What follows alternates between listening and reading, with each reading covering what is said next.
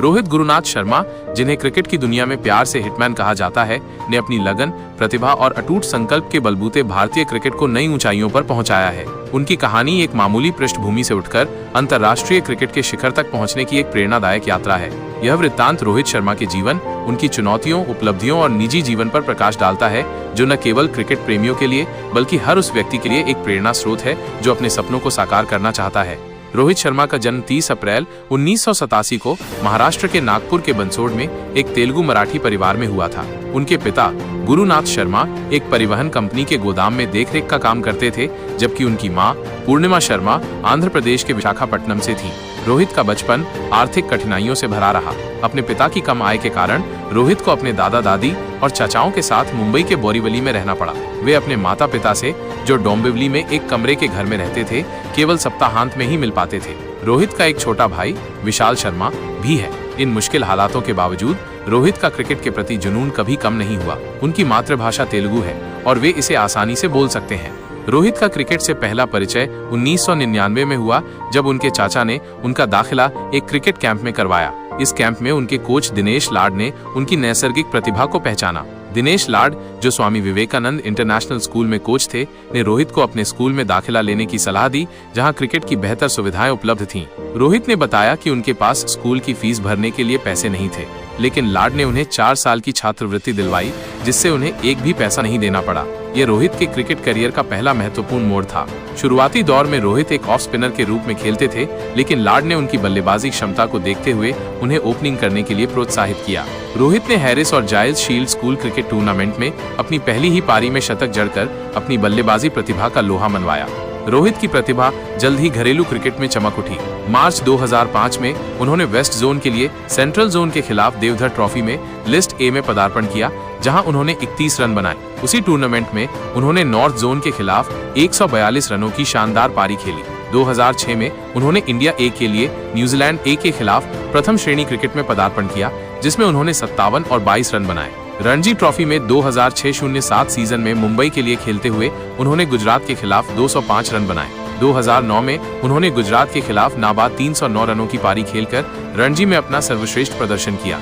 रोहित का अंतर्राष्ट्रीय करियर 2007 में शुरू हुआ, जब उन्होंने आयरलैंड के खिलाफ एक दिवसीय मैच में पदार्पण किया। उसी वर्ष वे T20 विश्व कप में भारतीय टीम का हिस्सा थे। दक्षिण अफ्रीका के खिलाफ एक महत्वपूर्ण मुकाबले में युवराज सिंह के चोटिल होने के कारण रोहित को मौका मिला। उन्होंने 40 गेंदों में नाबाद 50 रन बनाकर भारत को 37 रनों से जीत दिलाई। भारत ने उस टूर्नामेंट के फाइनल में पाकिस्तान को हराकर खिताब जीता, जिसमें रोहित ने 16 गेंदों में नाबाद 30 रन बनाए। हालांकि शुरुआती वर्षों में उनकी अनियमितता के कारण उन्हें 2011 विश्व कप टीम में जगह नहीं मिल पाई, जो उनके लिए एक बड़ा निराशाजनक क्षण था। लेकिन 2013 में महेंद्र सिंह धोनी ने उन्हें एक दिवसीय मैचों में सलामी बल्लेबाज के रूप में आजमाया और यह उनके करियर का निर्णायक मोड़ साबित हुआ। रोहित ने अपनी बल्लेबाजी से विश्व क्रिकेट में सनसनी मचा दी। वे एकमात्र बल्लेबाज हैं जिन्होंने एक दिवसीय क्रिकेट में 3 दोहरे शतक लगाए हैं, जिसमें श्रीलंका के खिलाफ 264 रनों की रिकॉर्ड तोड़ पारी शामिल है, जो एक दिवसीय क्रिकेट में किसी बल्लेबाज द्वारा बनाया गया सर्वोच्च व्यक्तिगत स्कोर है। 2019 विश्व कप में उन्होंने 5 शतक बनाए, जो किसी एक टूर्नामेंट में सर्वाधिक शतकों का रिकॉर्ड है। T20 अंतर्राष्ट्रीय मैचों में वे 5 शतक लगाने वाले पहले बल्लेबाज बने। उनकी आक्रामक बल्लेबाजी और बड़े छक्के लगाने की क्षमता ने उन्हें हिटमैन का उपनाम दिलाया। टेस्ट क्रिकेट में उन्होंने 2013 में वेस्टइंडीज के खिलाफ कोलकाता में 177 रन बनाकर पदार्पण किया। 2019 में जब उन्हें टेस्ट में सलामी बल्लेबाजी का मौका मिला, तो उन्होंने अपनी पहली ही श्रृंखला में 3 शतक जड़े, जिसमें एक दोहरा शतक भी शामिल था। रोहित की कप्तानी भी उनकी बल्लेबाजी जितनी ही प्रभावशाली रही है। उन्होंने मुंबई इंडियंस को इंडियन प्रीमियर लीग IPL में 5 खिताब 2013, 2015, 2017, 2019, 2020 दिलाए, जिससे वे महेंद्र सिंह धोनी के साथ सबसे सफल IPL कप्तान बन गए। 2024 में उन्होंने भारत को T20 विश्व कप जिताया और फाइनल में दक्षिण अफ्रीका को हराने के बाद T20 अंतर्राष्ट्रीय से संन्यास की घोषणा की। वे वर्तमान में एक दिवसीय प्रारूप में भारतीय टीम के कप्तान हैं। हालांकि 2025 में न्यूजीलैंड के खिलाफ टेस्ट श्रृंखला में हार के बाद उन्होंने 7 मई 2025 को टेस्ट क्रिकेट से संन्यास ले लिया।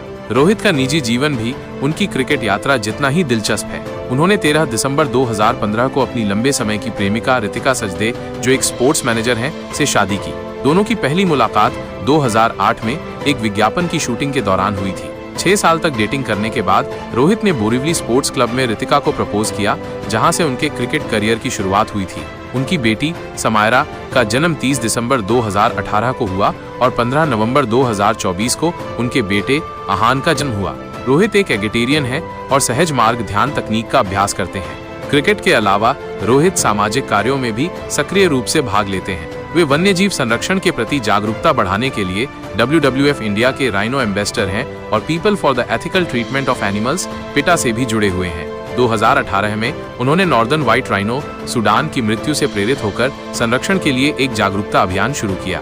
वे कई ब्रांडों जैसे सीएट, हबलॉट, एडिडास और ओप्पो के साथ भी जुड़े हैं। उनकी अनुमानित कुल संपत्ति 214 करोड़ रुपए है और वे मुंबई के वर्ली में 30 करोड़ रुपए के एक शानदार अपार्टमेंट में रहते हैं। रोहित शर्मा की कहानी मुश्किलों से जूझकर वैश्विक मंच पर अपनी पहचान बनाने की कहानी है। उनकी मेहनत, धैर्य और प्रतिभा ने उन्हें न केवल भारत का बल्कि विश्व क्रिकेट का एक चमकता सितारा बना दिया है। चाहे मैदान पर रिकॉर्ड तोड़ना हो या मैदान के बाहर सामाजिक कार्यों में योगदान देना हो, रोहित शर्मा हर युवा के लिए एक प्रेरणा है। उनकी ये यात्रा हमें सिखाती है कि यदि आप अपने सपनों के प्रति समर्पित हैं तो कोई भी बाधा आपको रोक नहीं सकती।